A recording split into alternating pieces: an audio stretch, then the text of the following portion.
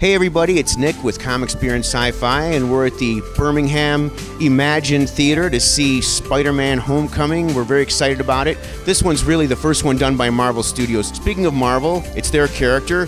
Where did Spider-Man come from? Well, in 1962, fresh after doing the Fantastic Four and the Incredible Hulk, Stan Lee had this sort of burning idea that he wanted to try out. He wanted to have a teenage superhero who wasn't a sidekick to an adult superhero such as Batman and Robin or Captain America and Bucky. He went to his publisher and talked about this character and said he wanted to call him Spider-Man because one of Stan's favorite characters as a kid in the pulp magazines was called the Spider, Master of Men. And he was just a crime fighter who wore a ring with a spider on it. So Stan loved that character, and he decided once again to rely on good old radioactivity to provide the powers, in this case an energized radiated spider who would of course bite young Peter Parker, as the character eventually became, and he would gain his powers as Spider-Man.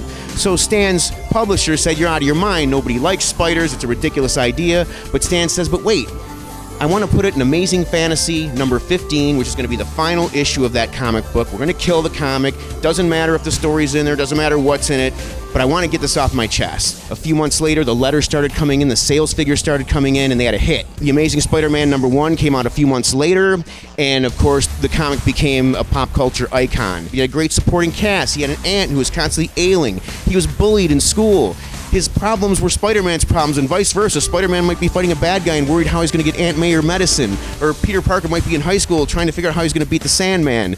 The first major black character in a comic book was in Spider-Man, Joe Robertson, who worked at the Daily Bugle. There were a few issues of Spider-Man that dealt with Harry Osborn being addicted to drugs, and the Comics Code Authority famously refused to sanction these issues, but Marvel went ahead and published them anyway. Eventually, of course, he had a great cartoon in the late 60s, and then a live-action show in the late 70s, and several more animated incarnations, and then finally we get to the feature films begun by Sam Raimi in the late 90s. Here we are in 2017 seeing a brand new Spider-Man movie where he's finally going to fight one of my favorite villains, the Vulture, and I hope you guys all enjoy it as well. This is Nick with Comics Beer and Sci-Fi.